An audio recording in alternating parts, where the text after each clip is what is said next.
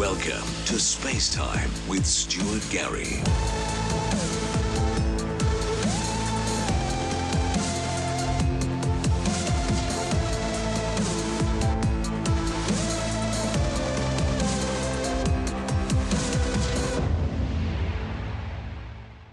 New research indicates that quantum entanglement, the effect Albert Einstein referred to as spooky action at a distance, isn't just stranger than we imagine, it's stranger than we can imagine. Quantum entanglement occurs when two particles, such as photons, instantaneously acquire related characteristics, even when they're separated by great distances.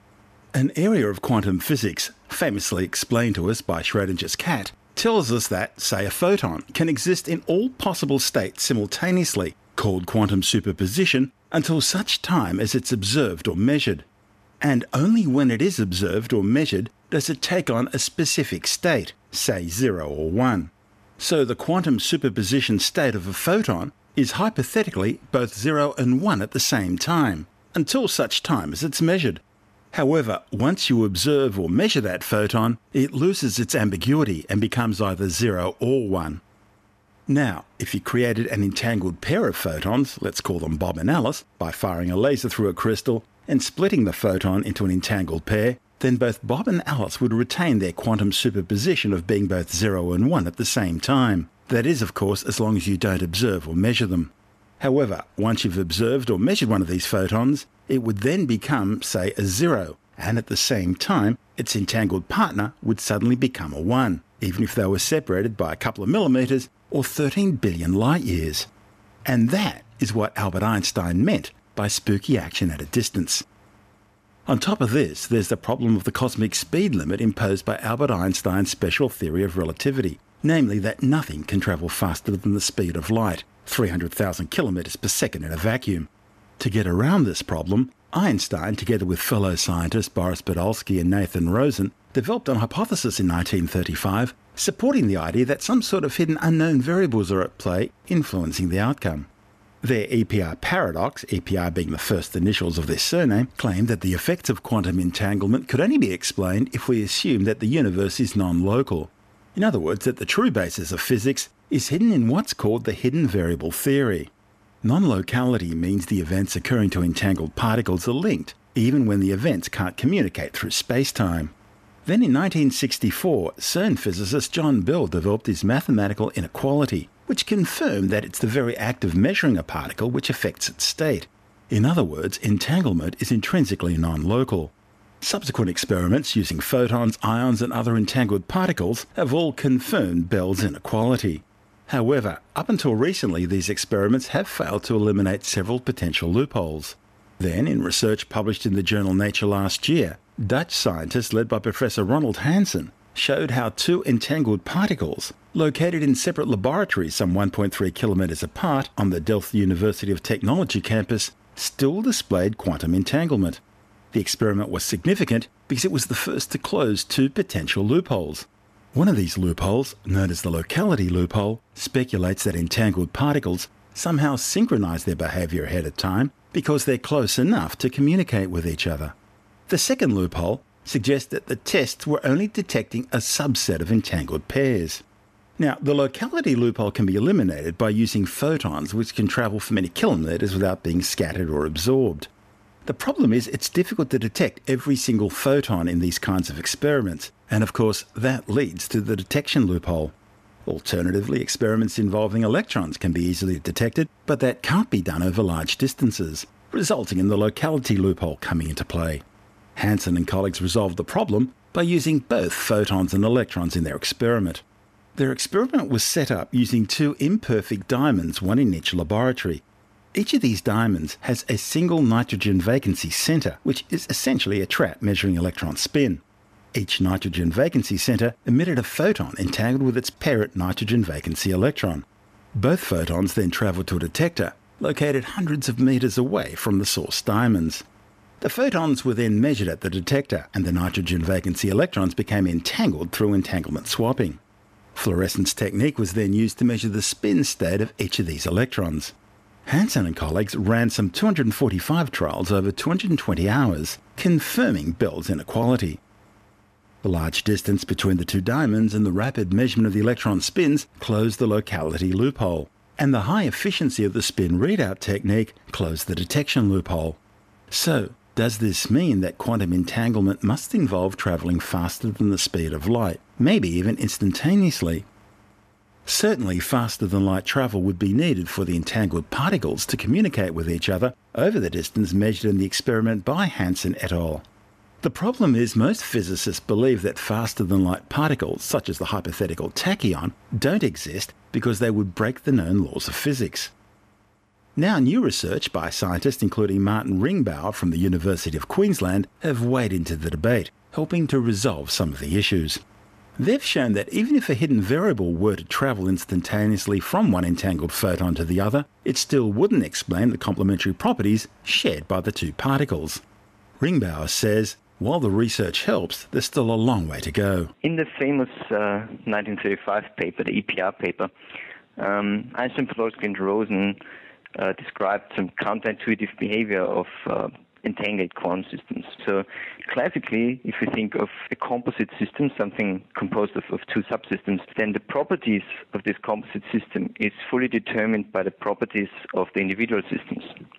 Now, for entangled quantum systems, that's not the case anymore.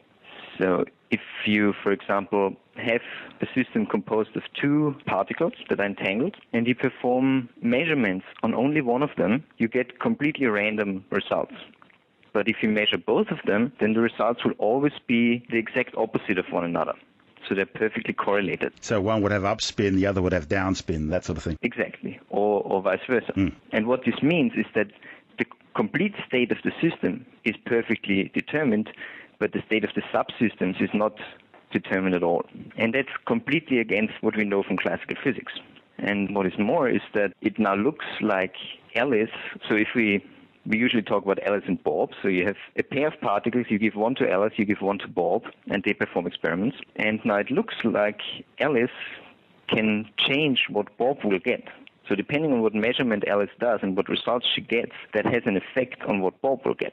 So that's kind of the EPR paradox. So the obvious concern, of course, is that this doesn't agree with relativity, which tells you that nothing can go faster than the speed of light. So if Alice and Bob are far enough apart, then there should be no such correlation. And now EPR, so Einstein, Podolsky and Rosen, they concluded that quantum mechanics must be incomplete. It doesn't tell us the full story. So they suggested there might be some hidden variables that you add to quantum mechanics in order to explain why there is this correlation, no matter how far apart the particles are. And this is sort of where John Bell comes in, isn't it? Yes. So at first, this whole issue was considered a philosophical debate and didn't receive much attention. But then 30 years later, John Bell formalized this argument, and more importantly, he showed that it actually is experimentally testable. And another 50 years later, last year, we finally got 3 experiments verifying Bell's predictions in a watertight way.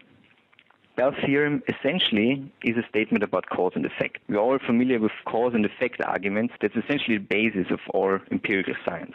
In our everyday lives, we come across this all the time. So consider, for example, you're in a room, you're looking at someone flicking a light switch, and at the same time the light goes on and off. So you observe a correlation between the light switch and the light. And by watching this for a little bit and maybe trying it out yourself, you then work out that the light switch is the cause for the light to go on and off. And more generally, we say whenever there is a correlation, so whenever two events happen at the same time, then either one causes the other, or there is some third event, a common cause that causes both of the first 2 events. And that's essentially what Einstein said. There is a hidden common cause for the correlation that we see between Alice's and Bob's particles. That's the hidden variables. The universe, space-time, whatever, is intrinsically non-local. The very act of observing a particle changes its state, or affects its state, I should say. That's the most prominent one. So essentially, Bell formalized all of this, and he called this local causality. So that's the central assumption of Bell's theorem. And local causality says that in a Bell experiment, where Alice and Bob share a pair of particles and do experiments on them, that Alice's measurement outcome should only depend on her measurement setting and on the hidden variable, but it should not depend on anything that happens on Bob's side of the experiment, because Bob is very far away. That's local causality. And then from this, Bell derived an inequality that must be satisfied by any experiment that Alice and Bob can do, which satisfies local causality and has some hidden variables. And now what we've seen in the experiment is that this inequality can be violated by quantum systems. And this tells us that something goes wrong. And local causality is one thing to look at. So it could tell us that local causality does not hold for quantum systems. And this is what we mean when we talk about quantum non-locality. That's this alternative. So what the Bell experiments last year showed is that quantum entanglement cannot be explained in terms of hidden variables, in terms of local hidden variables. So there could be non-locality. That's one of the options. It could be that another assumption in Bell's theorem is the problem. So there are a couple of assumptions in there. So looking at local causality, it could be that something goes faster than the speed of light, and that explains what happens. Now, this is where our research comes in. So we wanted to look a little bit deeper and see which of the assumptions are actually the problem. So the Bell experiments that were done, they tell us that something doesn't work out, but they don't tell us what exactly it is. And so we looked at the case where local causality fails in the way that Alice's measurement outcome is actually the cause of Bob's measurement outcome. So Alice observes spin up, and this is the cause for Bob observing spin down, that kind of model. And so there is a little caveat there. So this influence from Alice to Bob must be hidden in a way that Alice cannot use this to send a message to Bob. Because if she could, that would violate relativity, which we believe is not violated. But that can be done, and such models exist. And so we wanted to test this. In order to test this, you have to somehow determine whether there is an influence from Alice's outcome to Bob's outcome. So coming back to the light switch example from before, if you watch a person flick the light switch and the light goes on and off, you cannot actually say that the switch causes the light. It could also be that the light causes the switch, or that there is a hidden cause that is the cause for both, something that causes the person to switch the switch and the light to go on at the same time. But if you can go in and flick the switch yourself, then you could conclude that the switch is the cause for the light. So that's what we did. We went in and we changed Alice's measurement result after she had made the choice what she wants to measure. And then we see if there is an influence on Bob's result. And so what we found is that this kind of model where Alice's measurement outcome is the cause for Bob's measurement outcome cannot explain quantum correlations in a causal way. How did you feel when you got that result? Well, it's a nice result. It tells us that we have to look a little bit deeper. That was a prominent model, and it was believed that this kind of model can explain quantum correlations. So it was kind of surprising that we could test that in the first place. And that has been the case with many of these questions lately, where a lot of these issues have been considered philosophical issues, but a lot of that has become testable now. But there's still more work to do, because we showed that this kind of explanation doesn't work, but we still don't know what the real explanation is. So what are we looking at? Where do you think we're going with this? If we are looking at something that's instantaneous, does that mean additional dimensions that are allowing this to occur that don't involve space-time and the speed limits posed by that? Our result actually covers infinite speeds as well, from Alice's measurement outcome to Bob's measurement outcome. But the important bit here is nothing that we're looking at violates relativity. So relativity tells us that you cannot send a message faster than the speed of light. It doesn't say that nothing can go faster than the speed of light. So you could have causal influences faster than light or even instantaneous, as long as they don't allow you to send a message. So that's why the kind of explanation that we tested in our experiment does not violate relativity. Now, as said before, there are a couple of assumptions in Bell's theorem, and any of them could be the reason why quantum systems violate Bell inequality. So another assumption that Bell had is, for example, that we are free to choose measurement settings. There are theories which say that everything is predetermined, so you can not actually freely choose your measurement setting. Or it could be that things, causal influences, go into the past. That's what we call a retrocausal model. So all of these are assumptions that are in Bell's theorem that need to be tested. At the moment, we don't know how to test them, but hopefully we'll get there soon. And some of them are, again, philosophical, aren't they? Well, at the moment, yes, but we also thought that of what we just tested. So as the theory developments advance, more and more of these questions actually come into the realm where you can test them experimentally. I guess it also means it's just more proof that the laws of physics as we understand them have a lot of holes in them. They're nowhere near complete. Yeah, there's still a lot of things that we don't understand. and especially about what quantum mechanics really tells us about how the world works. We are very good at using quantum mechanics to do calculations, to build devices, but what it really means